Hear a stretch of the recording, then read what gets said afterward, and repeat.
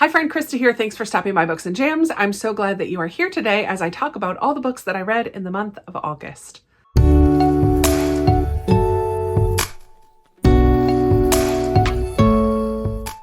have a ton of books to talk to you about, and I did not do a mid-month wrap-up. The first week of August, basically, the 5th through the 12th, I was away. I was out of the country in Nicaragua, and leading up to that trip, I didn't read very much at all because I was preparing and getting ready to go. So at the beginning of the month, I think I read 2 short stories. And then I came home from my trip and immediately got COVID. And it knocked me out. But I did have a lot of reading time during that 2 weeks in the middle of the month, and that kind of kept going throughout the rest of the month. So in total, I have 15 books to talk to you about today. A few of the books that I read during the month, I am already talking about in other videos, so I'm not going to talk about them here. One of them is At Home in Mitford by Jan Karon. I have a solo reading vlog video about this book where you can hear my thoughts about that one. And then I have my 3 Read Like Chantelle books, Forever or a Long, Long Time by Kayla Carter, Agatha Christie's The Body in the Library, a Miss Marple book, and The Line Between by Tosca Lee. So I talk about these a little bit more in depth in my Read Like Chantelle video. And then I do have one of my Read Like Lindsay books that I am not going to have a video for quite yet. I chose Lindsay for August, but I haven't finished all of my Lindsay books yet, but I did read one of them. So I will have that one to talk about in a future video. Stay tuned. I just have so many books to talk about. So we're just going to dive right in. Feel free to pause, go get a drink, grab a snack, come back, and then settle in. So the first 2 that I listened to in the month of August were short stories. I heard about both of them, I believe, from patrons. The first one that I listened to was called Seen and Unseen by Elizabeth Partridge. And this one was a nonfiction short story about Japanese internment camps at the close, near the end and following of World War II. So this was kind of an in-depth look, taking a glimpse from 3 different people. Ansel Adams, I remember, was one of them, and then maybe 2 others, a journalist and someone else, and just their different takes on how they represented Japanese internment camps to the public, to the rest of America, and the differences in reality and what they were portraying about these camps. So it was a super short story novella. I gave it 3.5 stars. I felt like it didn't draw me in at all really emotionally, and I really like that. It was informative and it was an interesting comparison of these 3 different people, but it wasn't something that I'm going to really remember or carry with me afterwards. The other short story that I listened to packed a bigger punch, and it's Address Unknown by Catherine Cressman. This short story is very interesting, and it was written in the middle of World War II. So it was written in like 1939 or 1942, something like that. It was written right during that time about 2 men who were originally, I think, college roommates, one of them American and one of them German, and their correspondence during the war. The German student goes back to Germany to live there, and it's just their correspondence back and forth. It was really good. And I can't tell you too much about it because as a short story, I think one of the goals is to pack a big punch. And this one definitely does. So I'm not going to tell you like what that is or even lead you anywhere, but just know it's epistolary. It's their letters back and forth. And we kind of start when we get to learn about their friendship and their relationship over time during World War II. But I think it's interesting because it was written during World War II as well. So it just gives a different taste to the story. I think I gave this one 4.5 stars or 4 stars. I don't remember, but it was memorable. That's for sure. And then I will talk about my Patreon books. So my Patreon book club for the month of August, we read A Girl Called Samson by Amy Harmon. And I'm very, very pleased to say that I gave this 5 stars. If you've been around for a little bit, you know that in my last round of 5-star predictions, I had The Unknown Beloved by Amy Harmon, and I really didn't care for it. But I still was very hopeful for Amy Harmon because I've read many of her books that I really loved. And I'm so glad that A Girl Called Samson was one of them. At the beginning of this book, Deborah Samson, our main character, is a young girl. She's about 11, and she is being sent out to be an indentured servant. Deborah goes to live with this family of 10 sons, holy moly, and just helps out, does chores. She's an incredibly smart girl. As she gets older, we're getting closer and closer to the Revolutionary War, so there's a little bit of that history in here. And then Deborah, when she turns 18, is released from service, doesn't really have a home to go to, and she wants to do her part. She's very invested in the war and the goings-on of the world, at her world at this time. And so she pretends to be a boy and signs up to be a soldier. She's just such a smart and ingenious girl. Like, she comes up with some very creative ways to disguise herself, and she's constantly on edge because she's always afraid of being found out. And so she is so brave and so smart, but also constantly living with this fear. Throughout the course of time, when she was younger, the priest kind of set her up to be a pen pal with his niece, I believe it was. So she writes to this Elizabeth throughout her time as an indentured servant. When she goes off to war, she then meets Elizabeth's husband, John, who had also written to her quite a few times because of some of her questions that were more deep than Elizabeth wanted to handle. So she gave them to her husband, John, to handle. So we also meet John Patterson, who was a general in the army back in the day, Continental Army. Amy Harmon combines these two stories of John Patterson, the general, who was a real person, and Deborah Samson, who pretended to be a boy to be a soldier, which was a true story.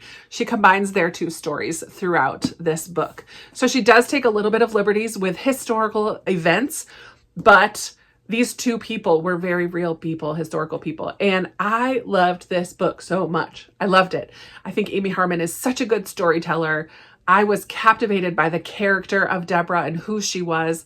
I loved John and his integrity and just the way that he was looked up to by the other soldiers. And I just really, really loved this story. So I gave it 5 stars. It's fabulous. And Amy Harmon is back in my good graces.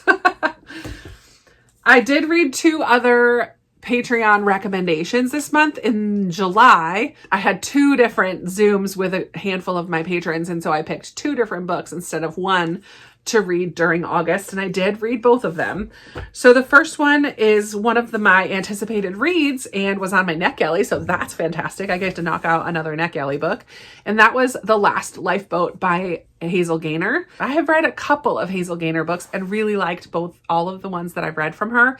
And I really liked this one as well. This takes place during World War II, and I've read a couple books about the kids being sent out of London to the countryside, but this one talks about after that push to send kids to the countryside, there was like another wave of sending kids away, but they were sending them overseas to Australia and Canada. And I was not aware of that.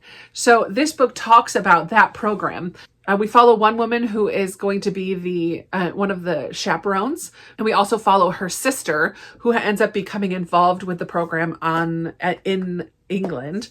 And then we follow a mom who sends her kids on the boat and her story as well.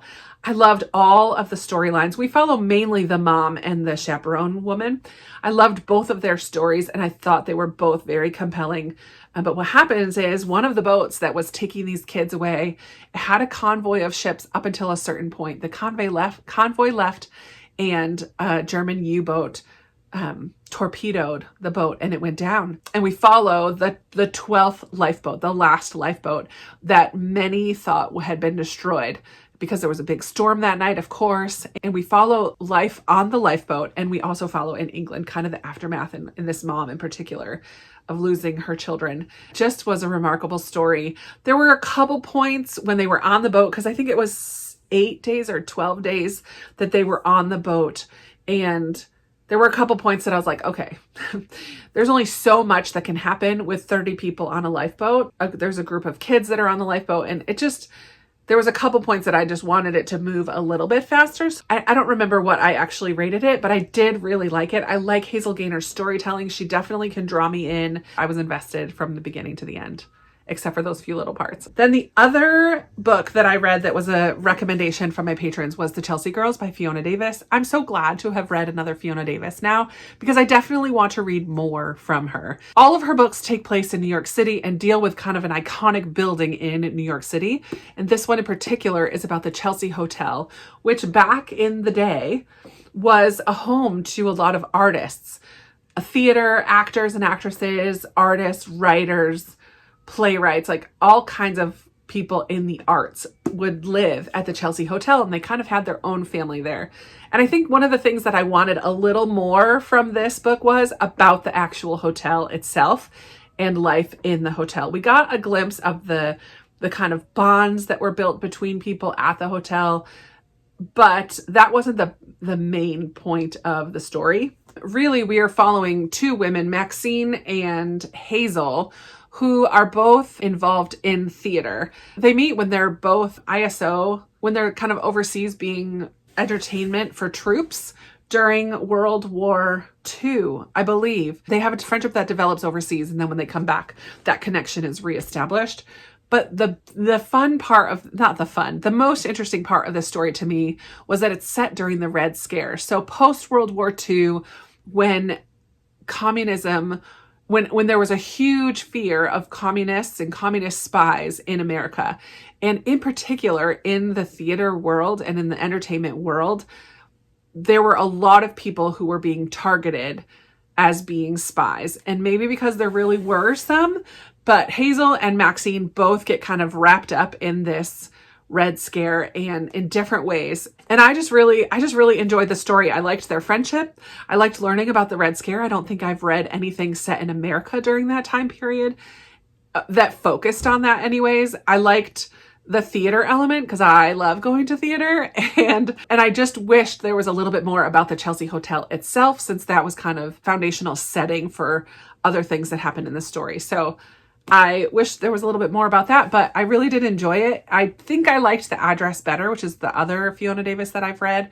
And now I have 3 or 4 more of hers on my shelves that I'm also very excited to read. But I'm so glad that I read that one. Our middle grade March book club book for August was Maisie Chen's Last Chance. I can actually take out the bookmark. We had a great live chat about this on our middle grade March YouTube channel. This one is by Lisa Yee. And I really liked this one. We follow Maisie, who for a summer has to go live with her grandparents in the Midwest.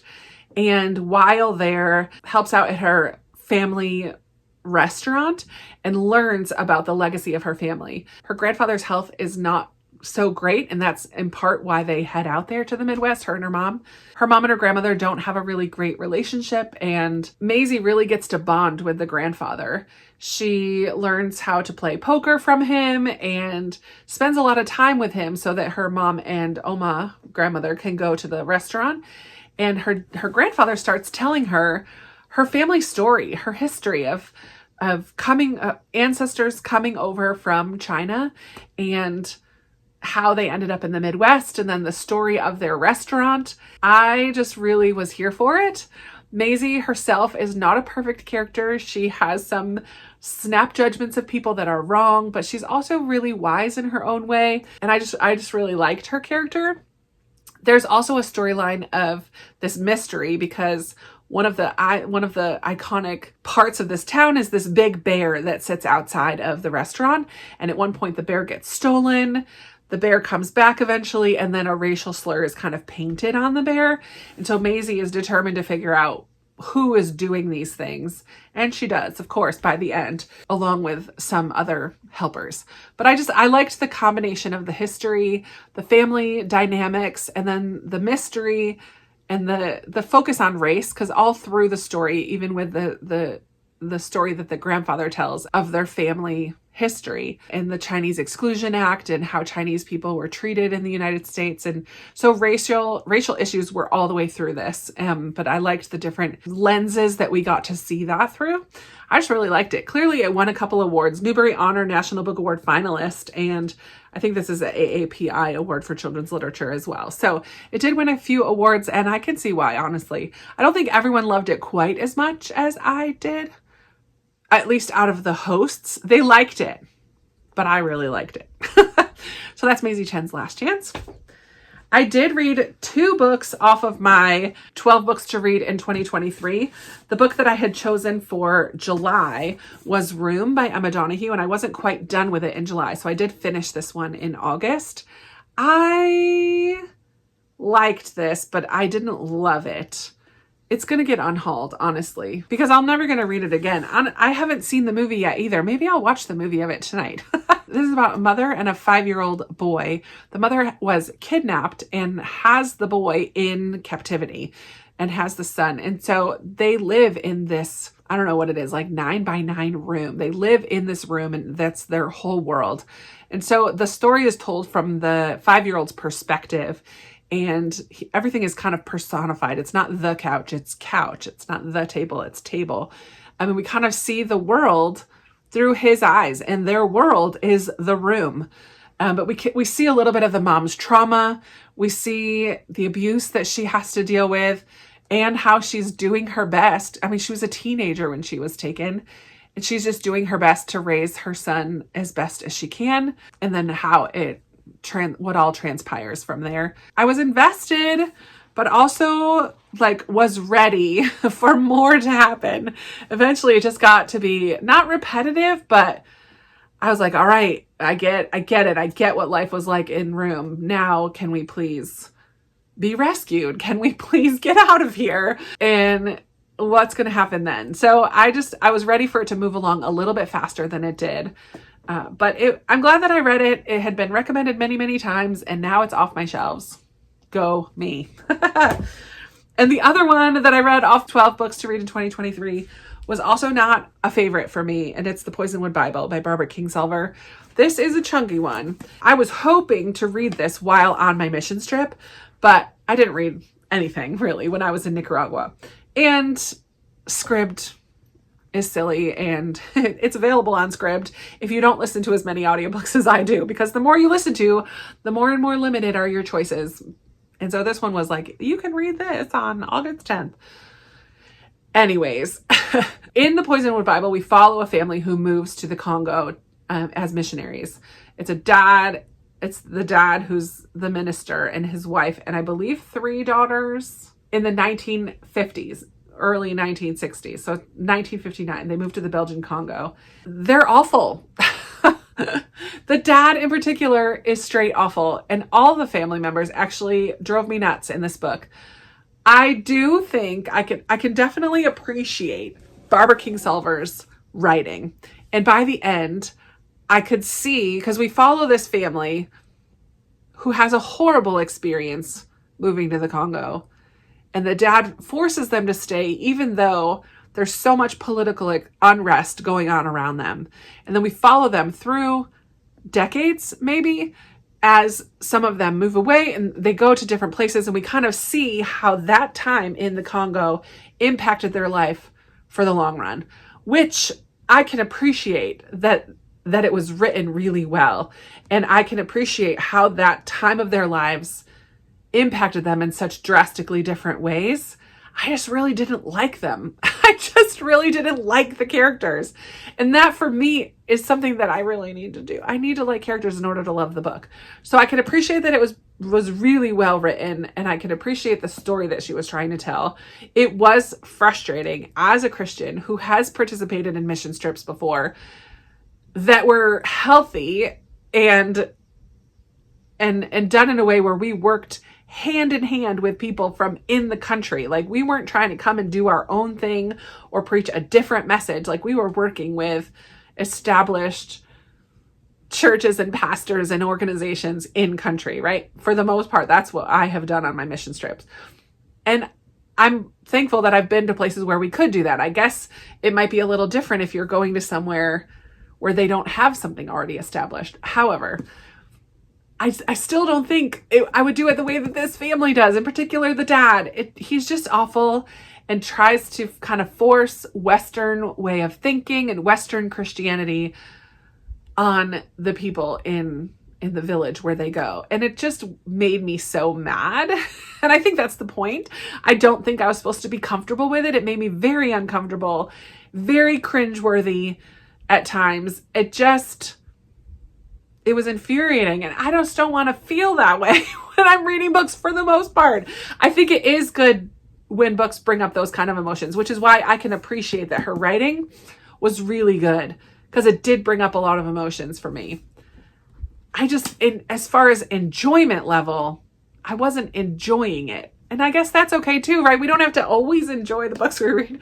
I have such mixed feelings about this, but I'm not keeping it. It's going in my unhaul pile because I'm never going to read this again. All right. And then I have 3 more that are just kind of random. They weren't for any purpose. All of the ones I've already talked about had a purpose behind them. But then I have 3 that I just read just for the fun of it. I listened to all 3 of these. The first one I'll talk about is The Littlest Library by Poppy Alexander. This one of my Neck Alley books, and it was one of my anticipated reads, I believe, last year. This is about a young woman who loses her job at the library. Her grandmother passes away, and her life kind of gets upended. So she goes driving one day to the western part of England where she and her grandmother like to go exploring and take trips, but towards the end of grandma's life, she wasn't able to do a lot of those things. So just as a way to kind of remember her grandma and get away for an afternoon, she goes driving. And while she's out driving, she passes by this cute little cottage that has a for sale sign out front. And it's like an open house. She's like, let me just go in there and look, and kind of falls in love with this little cottage, learns, and the red phone booth that's outside. Learns that the phone booth kind of comes with the deal, and it's part of this very, very, very, very small English town. Her life is already upended, so why not? She puts an offer in on the cottage and moves in and changes her life completely. Learns to love small town life. There's kind of a grumpy next door neighbor whose grandfather used to own this cottage that she connects with. It just was a cute, sweet story, but I ended up not really loving it that much because I didn't care for the romance at all. I felt like there was 0 chemistry, so it was not believable. And I wanted there to be a little bit more believability in that romance story. I also just felt like I was kind of take it or leave it all the way through. It did not draw me in and make me feel anything.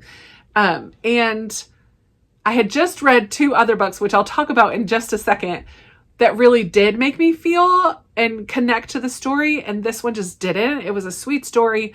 I think I had kind of heard other people say a similar thing about this one. Like it was okay, but it wasn't great. But yeah, I wasn't really thrilled with it. This is also going on my unhaul pile for the month as well. 3 stars. It was fine. Then the last 2 that I'm going to talk about, I don't actually own, but I read 2 more Sarah Adams books this month. And I really love Sarah Adams. So the first one I listened to was When in Rome.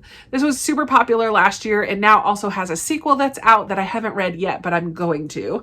When in Rome follows Amelia, who is a pop star, and she loves Roman Holiday by Audrey Hepburn. And so when she needs just a break from her life of fame, she thinks about Roman Holiday and she's like, I need to go to Rome. But she's like, I can't go to Rome, Italy. I can't take that big of a break. But she finds a little small town called Rome in the middle of Kentucky. So she's like, I can do that. So she goes to this small town in Kentucky, tries to be a little bit incognito, of course, falls in love with somebody that's in the town. It's just a sweet romance. The guy in the town is a baker. He's fantastic. What's his name? Noah. I love Noah. Of course, her car breaks down right in his front yard and he is so grumpy, has to help her out. People keep reminding him what his grandmother would have wanted for him. And so he keeps going back to help her. And of course, there's a romance between the 2 of them. I loved Noah's character. I believed the romance. I was here for it, even though it was a little quicker than maybe I would like, but they were in close proximity for some of that time. And sometimes you just know. But I really liked how he was respectful and how he treated her. He wasn't a bully. He was just grumpy at the beginning and wanted to kind of keep his own secluded, isolated life. And then in blows this whirlwind woman. He has no clue who she is, learns quickly and realizes, but doesn't immediately recognize her. So he's not after her for her fame or her money. And he kind of gets to see who she is outside of the public eye. Turns out he kind of likes that. And yeah, just charming small town, sweet romance, closed door. There was one scene, I believe, in the book, but it's not, I describe it as not graphic as far as what they're doing, but more about what they're feeling as they're doing it. So I really didn't mind the one scene that was in there. So I really enjoyed this story, and I really like Sarah Adams. And so I read one more of hers as well. The other one that I read by her was so funny. It's called Takana Gentlemen. And I really liked it. So there's a young woman who has grown up kind of fending for herself. She has a found family, like an uncle who's not really her uncle, but she ended up on the streets, I think, when she was young. I don't remember why or how. But she falls in with this uncle who is like a con artist. Like, he cons people. And so they have all these schemes. They are kind of like little Robin Hoods. They scheme from people who deserve it, if you will. So they're about to go pull a scam on this gentleman. And so she shows up at his door and tells him that she's pregnant with his baby and she needs this money to be quiet, blah, blah, blah. It's the wrong door. She went to the wrong house. And so this gentleman that she thinks is someone else goes along with it. And he knows immediately that she's scamming him. And so he kind of scams her. He needs to bring a woman home to his family to get them off of his back. So he gets her like into the carriage. Let's talk about it. I'll take you. Let's go in the carriage. We'll talk about it there, blah, blah, blah. So she goes in the carriage and it's like 60 miles away. Oh my word. I was laughing so hard. And so she ends up at his family home, realizes that he's not who she thought he was, but now she's kind of trapped. And so they make a new agreement to fake dating, basically, to pretend to be in a relationship for the sake of his family. And it goes on from there. I loved it. I love these two characters, Rose and Carver. This is obviously set in a Regency era, not contemporary. One in Rome is very contemporary. This one is definitely more Regency, historical. And I was here for it. I loved it. The thing I will say about rom-coms in general is that I don't really remember them. I had to look these two up on Goodreads because I don't remember the names. I don't really remember the story. I just remember how I feel when I'm done reading it, and I loved both of these books. And I will continue to read Sarah Adams. Are these rom-coms going to get 5 stars for me? I don't think so. Yeah, I gave both of these books 4 stars. They're just not going to get 5 stars for me in general because while I really love them, I'm not going to remember them. Clearly. So that is the end. Holy moly. I've been talking for a long time. I need to go put a t-shirt on. This shirt is too hot. And I need to be done talking. But that's it. That's my August wrap up. I would love to chat with you about any of the books that I talked about today. What did you think about them? Did you think the same or differently as I did?